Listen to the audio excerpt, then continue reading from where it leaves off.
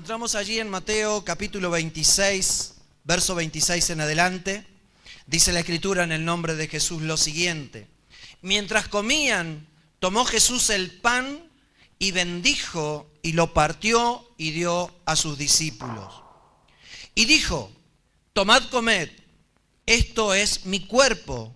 Y tomando la copa y habiendo dado gracias, les dio, diciendo: bebed de ella todos, porque esto es mi sangre del nuevo pacto, que por muchos es derramada para remisión de los pecados. Y os digo que desde ahora no beberé más de este fruto de la vid hasta aquel día en que lo beba nuevo con vosotros en el reino de mi Padre. Amén y amén. Pueden ocupar sus lugares dando un fuerte gloria a Dios. Adoramos al Señor por su amor, por su misericordia y por permitirnos celebrar una Pascua de Resurrección más. Mientras el mundo se desespera por la fiesta, por reunirse o por comer algún chocolate, nosotros aún comiendo chocolate sabemos que lo importante está en que Jesús resucitó. Amén. Alabado sea el Señor. Cuando el apóstol Juan, ya anciano, escribe sus últimas cartas en primera de Juan capítulo 3, verso 14, dice: nosotros sabemos, diga usted, nosotros sabemos que hemos pasado de muerte a vida. Alabado sea el Señor. Mientras leía en la semana este pasaje, me vino la palabra pasamos, porque tiene que ver con la Pascua. Dice entonces: nosotros sabemos que hemos pasado de muerte a vida en que amamos a los hermanos. El que no ama a su hermano permanece en muerte. Está hablando Juan del amor de Dios por sobre todas las cosas. Y la cena del Señor tiene precisamente, lo que vamos a celebrar, tiene precisamente sus raíces en el libro de Éxodo, allí en la Pascua judía, la primer Pascua que se celebra. Recuerden ustedes que el pueblo de Dios estuvo por 400 años esclavo en la tierra de Egipto. Nada más y nada menos que 400 años. Su mentalidad había cambiado en todo ese tiempo. Piensen ustedes cuántos son 400 años. Nosotros podemos vivir 70, 80, 90 años, luego siguen nuestros hijos, luego siguen nuestros nietos, nuestros bisnietos. Son muchas las generaciones que pasaron esclavas allí en Egipto, cuando Dios les había prometido una tierra nueva, una tierra buena, una tierra fructífera para que ellos pudieran ocupar. De la misma manera, nosotros en nuestra vida hemos sido esclavos por muchos años, por mucho tiempo. La Biblia dice que hemos sido esclavos del pecado. Cuando leímos recién el texto de Mateo, Jesús mismo dijo que esa sangre es para la remisión de nuestros pecados. La palabra remisión significa pagar un precio para que alguien quede libre. Es lo que ahora se puede llegar a conocer como fianza. Pero no es así. Alguien dijo, es la fianza. No, porque la fianza es algo que se paga para que siga el juicio hasta que luego el juez determine si es culpable o inocente. Mientras tanto, por haber pagado esa fianza, sigue en libertad hasta que venga el juicio. Pero la remisión que nos habla la Biblia tiene que ver con la completa liberación de la esclavitud. Jesús nos dice a nosotros: está todo pagado, no me debes nada. Pero lo interesante es que Jesús lo hizo no por los buenos, no por los que éramos buenos, porque no lo hay, no por los que andábamos bien, porque no lo hay, sino que lo hizo por nosotros, como dice la Biblia, que éramos enemigos de Dios. Y allí en Éxodo capítulo 12 se relata el hecho de ese tiempo donde Dios dijo: basta, voy a hacer algo tremendo en ustedes para que puedan salir de la tierra de esclavitud a la tierra prometida.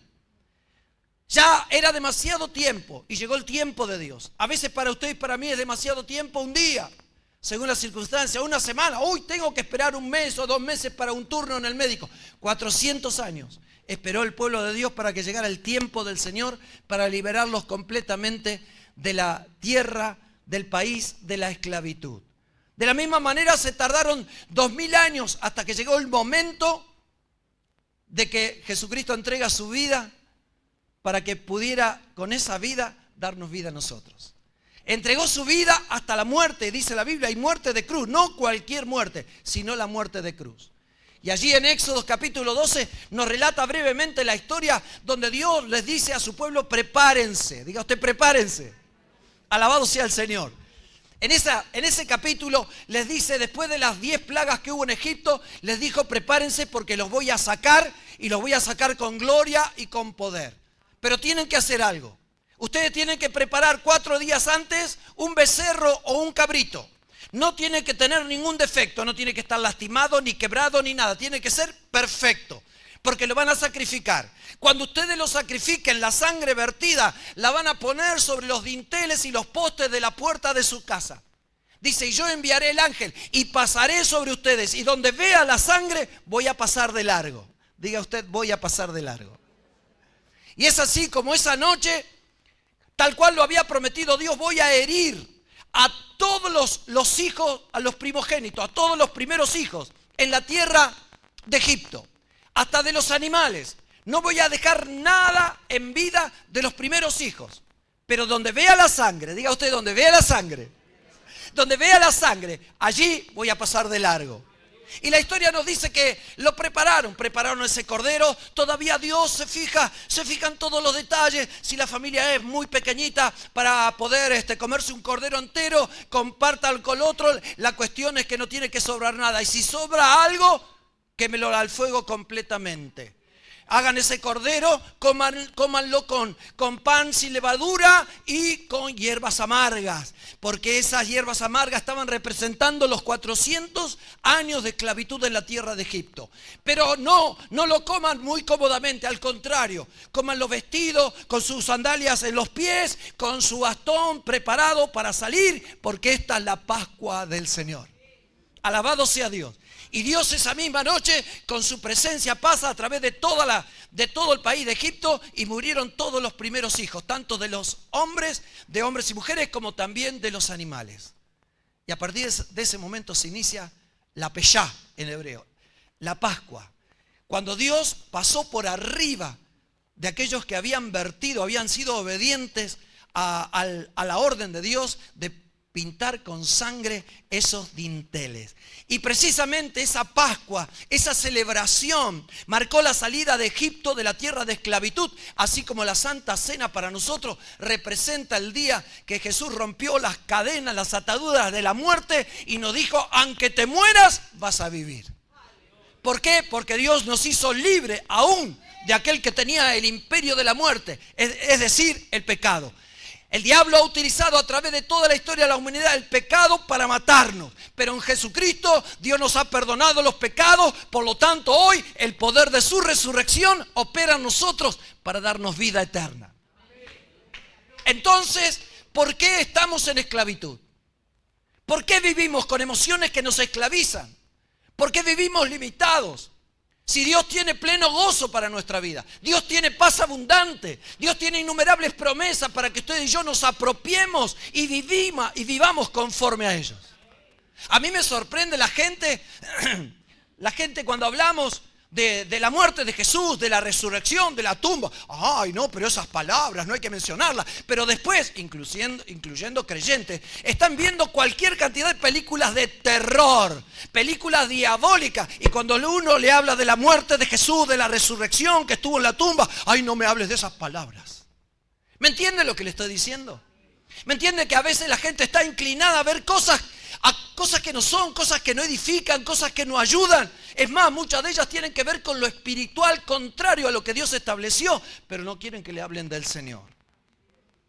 Es imposible en el reino, en este mundo, en el reino de Dios, es imposible ser neutral. Neutral es una persona que no está ni con uno ni con otro, es neutral. Que se peleen, que discutan, yo soy neutral. Pero es imposible ser neutral cada uno de nosotros. ¿Por qué? Porque Dios sabe que tenemos que elegir. Usted y yo tenemos que elegir. O es Dios o es el pecado. No podemos decir que estamos con Dios si pecamos. Si vivimos en el pecado, tenemos que salir del pecado. Y si nos cuesta salir del pecado, Dios nos dio las herramientas para poder triunfar sobre el pecado. Amén. Alabado sea el Señor. Un cristiano no es alguien que no puede pecar. Atención a esto. Somos santos, pero no somos perfectos. Amén. Algunos para participar de la Santa Cena esperan 10 años, porque dicen, no, todavía no tengo la perfección. No, hermano, olvídese. Nunca, ni ustedes ni yo vamos a alcanzar la perfección para ser como nosotros nos imaginamos. Pero sí, Dios habla de madurez, de poder entender lo que significa el acto de la Santa Cena, de poder entender y conocer a Dios. Por eso un cristiano no es alguien que no puede pecar, sino alguien que ya no es esclavo del pecado porque pertenece a Dios y sabe que Dios es un Dios de misericordia y que si arrepiente, Dios es amplio y fiel en perdonar los pecados. Alabado sea el Señor. Pero para esto está el bautismo.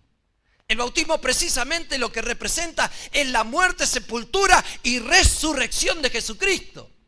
Amén. De esa manera somos plantados juntamente con Él en la muerte para que también así como Cristo resucitó con poder de entre los muertos, ustedes y yo resucitemos para vivir una vida nueva. Ya no una vida de esclavitud. Ya pasar el Señor por arriba de nuestras vidas para tocarnos con su poder, para transformar nuestros matrimonios, para hacer de nuestros hijos un fundamento sólido, para que con nuestro ejemplo como padres busquen al Señor con todo su corazón. Cuando Pablo escribe en Romanos capítulo 6, dice, porque los que morimos al pecado, ¿cómo vamos a seguir pecando? Ustedes no saben que todos los que hemos sido bautizados en Cristo Jesús, hemos sido bautizados en su muerte. Porque al bautizarnos, morimos al pecado, para que así como Cristo resucitó de los muertos, también nosotros vivamos una nueva vida. Diga usted, vivamos una nueva vida. Si Dios te ofrece una nueva vida, ¿por qué te estás malgastando la tuya? ¿Por qué te estás ofreciendo o entregando a los placeres o a todo lo que a toda la perversión de este mundo cuando Dios te llama a vivir plenamente y en libertad? Alabado sea el Señor. El verso 6 dice, sabiendo que nuestro viejo hombre que pecaba fue crucificado juntamente con Jesús para que el poder que tenía el pecado en nosotros, para que el poder que el pecado tenía en nosotros fuera destruido, para yo ya no estar más dominado por el pecado. Por lo tanto, termina el verso 11 diciendo, considerémonos, preste atención a esto, considerémonos muertos al pecado, pero vivos para Dios y presentémonos a Dios como vivos de entre los muertos. Cuando usted lee el capítulo 7 de Romanos, encuentra que el apóstol Pablo, no estamos hablando del pastor Aren, no estamos hablando de algunos de los hermanos de la iglesia, estamos hablando del apóstol Pablo, que escribió prácticamente la mitad de los libros del Nuevo Testamento. Sin embargo, Pablo en Romanos capítulo 7, verso 24 dice, miserable de mí, ¿quién me librará de este cuerpo de muerte? ¿Por qué? Porque Pablo hacía todo lo que tenía que hacer, pero él reconocía que su cuerpo estaba siempre inclinado a lo malo. Por eso tenía que ejercitarse en la piedad, por eso tenía que procurar cada día en la oración, en la lectura de la palabra, en sacrificar a su propio cuerpo, matar sus pasiones, sus emociones que lo podían poner en contra del Señor. Y eso es exactamente lo que tenemos que hacer nosotros. Si Pablo dijo, miserable hombre de mí, si Pablo está diciendo, ¿quién me va a librar de este cuerpo de muerte? Y algunos historiadores dicen que el Imperio Romano tenía en algunos casos una manera muy tremenda de castigar a los presos, no solamente matándolos. Algunos de ellos los castigaba atándole a su propio cuerpo a una persona muerta. Seguramente Pablo había estado muchas veces preso por predicar a Cristo en las cárceles romanas y había visto el hombre de muerte. Por eso dice, ¿quién me librará de este cuerpo de muerte? Le ataban un cuerpo para que sufra. Sabían que iba a morir. O imagínese usted con un muerto atado a su cuerpo que no puede desprenderse y que pasa un día, 2 días, una semana. Imagínense qué terrible. Y Pablo en eso vio un símbolo de que su cuerpo constantemente era impulsado a hacer lo malo, a negar a Dios. De la misma manera, esas pasiones están en nosotros, pero Dios nos ha dado la fuerza, Dios nos ha dado el poder y las herramientas para poder vencer al imperio del pecado. Amén. Y si pecamos, abogado tenemos para con el Padre, a Jesucristo el justo. Amén. Alabado sea el Señor. Si es para el Señor, déselo fuerte.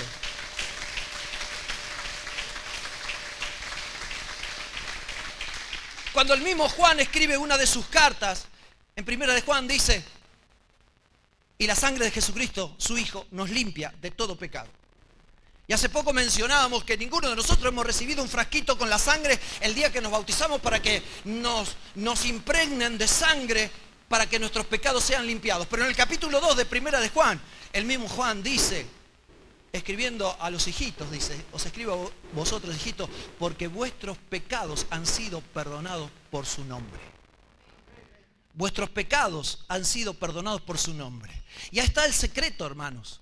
Ahí está el secreto, que Dios ha establecido el poder de la sangre en el nombre de Jesús. Por eso cuando nos bautizamos en agua por inmersión y en el nombre de Jesucristo, estamos invocando el poder y la autoridad de la sangre derramada por Jesús en la cruz para limpieza y perdón completo de nuestros pecados, para redimirnos del pecado, diciéndonos el Señor, listo, sos libre y sos libre para siempre, de acá a la eternidad. Como Jesús diciéndonos, nos encontramos en la boda del Cordero, allá cuando celebremos la Santa Cena de una manera nueva y viva. Pero para llegar allá tenemos que tomar buenas decisiones acá. Para poder llegar a estar con el Señor tenemos que vivir con el Señor aquí en la tierra. Y usted y yo sabemos que eso es muy, pero muy difícil. El primer paso en el camino cristiano es el conocimiento. Diga usted conocimiento.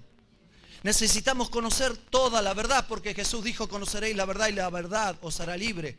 Pero no solamente es tener conocimiento, sino comprender lo que significa la resurrección de Jesús.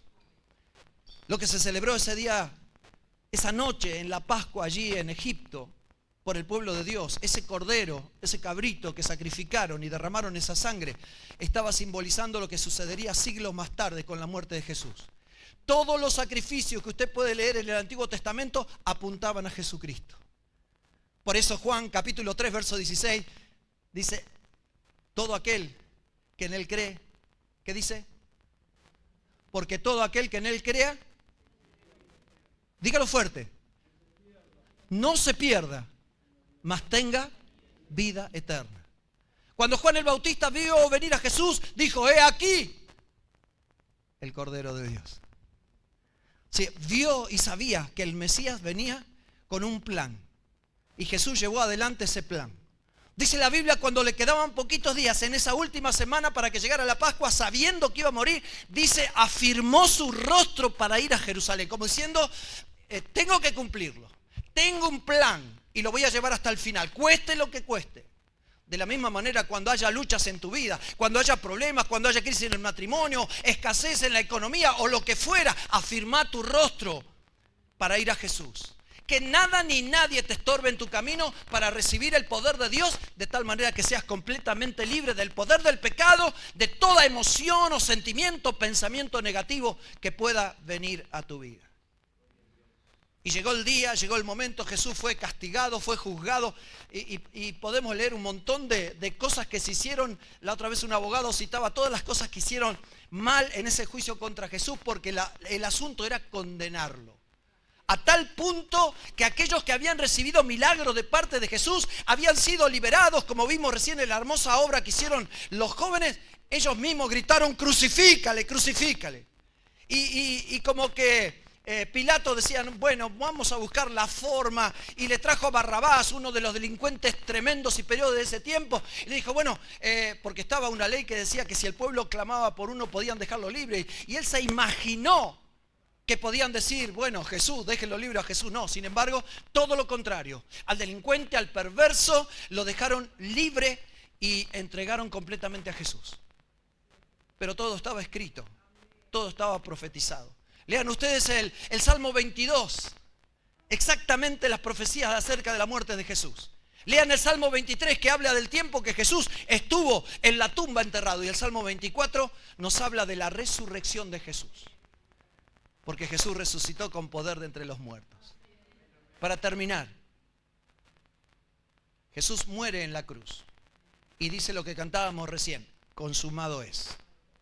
Y lo hizo precisamente para que la muerte o el poder del pecado que tenía sobre nosotros pasara sobre nosotros. Jesucristo lo hizo para que todo mal, todo efecto del pecado ya no se detenga en nuestra vida, sino que pase de largo. El pecado sigue afectando la vida de muchas personas a nuestro alrededor. Ustedes y yo tenemos una herramienta que Dios nos ha dado y es pedirle perdón a Dios. Señor, perdóname, pequé, hice esto, aquello, te pido perdón. Y dice la Biblia que si nos arrepentimos, Dios es amplio en perdonar nuestros pecados. Pero muchos que hoy están celebrando la Pascua o el reunirse o el comer chocolate, huevo, lo que fuere, no saben de esto. Lo han escuchado, pero todavía no saben. Somos nosotros los que tenemos la respuesta para dársela a ellos. No se trata de una fiesta, no se trata de una tradición. Se trata de que realmente Jesucristo murió y resucitó. Y allí en la cruz, Jesucristo dijo, consumado es. Lo que tenía que hacer, lo hice y lo hice hasta el final. A partir de ahí, Jesús fue sepultado, le pusieron guardias para que nadie se llevara el cuerpo. Sin embargo, la Biblia nos dice que al tercer día, Jesucristo resucitó. Amén. Jesucristo resucitó y hoy vive y vive para siempre. Pero siempre nos puede pasar porque por más que estemos bautizados, nuestra naturaleza humana siempre duda, siempre tiene dudas. Si uno de sus discípulos llamado Tomás dudó de él, Jesús se le apareció a varios, se le apareció y dijo Tomás, bueno, si yo no lo veo, hasta que no toque sus manos, su costado traspasado, no voy a creer. Y Jesús se le apareció por segunda vez cuando se le aparece y le dice, Tomás, mirá, no soy un fantasma, no soy un espíritu, tengo cuerpo, pero un cuerpo resucitado, un cuerpo glorificado. Y de esa manera Tomás pudo confesar, Señor mío y Dios mío. Pero Jesús agregó algo, y eso es para ustedes y para mí. Bienaventurado eres, Tomás, porque viendo creíste. Pero más bienaventurados aquellos que sin verme, sin haber tenido la posibilidad de tocar mi costado traspasado, mis manos agujereadas, confiaron y vieron, creyendo por medio de la fe que todo esto se había cumplido y que se va a cumplir. En el momento que Jesús dijo consumado es, entregó su espíritu. Y dice la Biblia que a las 3 de la tarde, ese fue el horario que murió, a las 3 de la tarde el velo del templo se rasgó. La alabanza que cantábamos recién lo decía. Y el templo en Jerusalén tenía dos divisiones. El lugar santo donde ministraban los sacerdotes, pero tenía un lugar secreto llamado lugar santísimo, que estaba separado del lugar santo por una gruesa cortina de lino retorcido de unos 8 a 10 centímetros de espesor. Y solamente una persona, el sumo sacerdote, una vez al año podía entrar a ese lugar para ofrecer los sacrificios sobre el propiciatorio, para hacer perdón de los pecados del sumo sacerdote, de los sacerdotes y de todo el pueblo de Israel. Pero en realidad todo eso era un símbolo, porque en realidad en el texto original de la Biblia nos dice que ese propiciatorio Dios no perdonaba los pecados. Lo que representa en el hebreo, en el texto antiguo, es Dios miraba para otro lado. ¿Me entendió? ¿Cuántas veces los padres, nuestros hijos están, este se va a golpear, y bueno, miramos para otro lado y no atendemos que después viene el golpe? En ese texto significa que el Señor no perdonaba los pecados, sino en ese acto lo que hacía era mirar para otro lado. Dejaba pasar hasta que viniera el Cordero de Dios que quita el pecado del mundo. Hoy nosotros celebramos la Santa Cena y quiero invitarlos a ponerse de pie.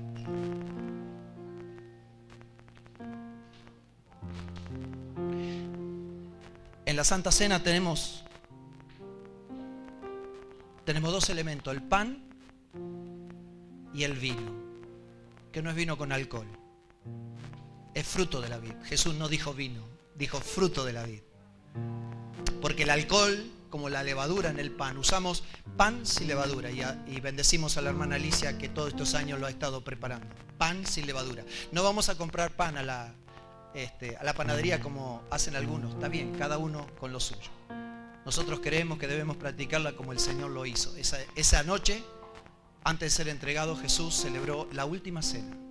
Y lo hizo con pan sin levadura, que era la costumbre, una semana con panes sin levadura y con el fruto de la vid.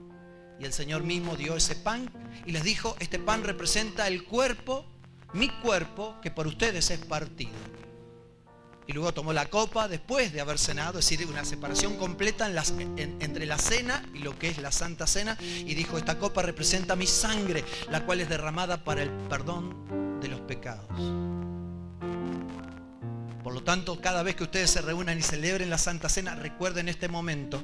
Recuerden que mi cuerpo fue partido, que mi sangre fue derramada para que ustedes tengan una vida nueva, una vida completamente renovada. Y háganlo, dijo el Señor, hasta que la podamos ver y celebrar juntos allí en el cielo.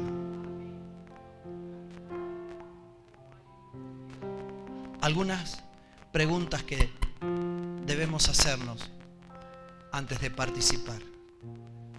¿Soy miembro fiel de la iglesia y estoy en plena comunión? ¿Soy bautizado como corresponde, como manda las Escrituras? ¿Me he apropiado del poder del Salvador por la muerte de Jesucristo? ¿Me siento verdaderamente unido al resto de mis hermanos en la iglesia? ¿He ofendido o me han ofendido y necesito reconciliarme? ¿Estoy viviendo una vida santa y apartada del mal? ¿Creo verdaderamente en la profecía de este acto, que no solamente recordamos lo que hizo Jesús, sino que un día Jesús va a volver por nosotros? Es decir, estamos anunciando que Jesús vuelve por nosotros. Y por último, espero y estoy listo para la segunda venida del Señor. El apóstol Pablo en 1 Corintios 11 dice, porque yo recibí del Señor lo que también os he enseñado, que el Señor Jesús, la noche que fue entregado, tomó pan y habiendo dado gracias lo partió y dijo, tomad, comed, esto es mi cuerpo que por vosotros es partido, haced esto en memoria de mí. Asimismo tomó también la copa después de haber cenado, diciendo, esta copa es el nuevo pacto en mi sangre, haced esto todas las veces que la bebiereis en memoria de mí. Así pues, todas las veces que comieres este pan y bebieres esta copa, la muerte del Señor anunciáis hasta que Él venga. Amén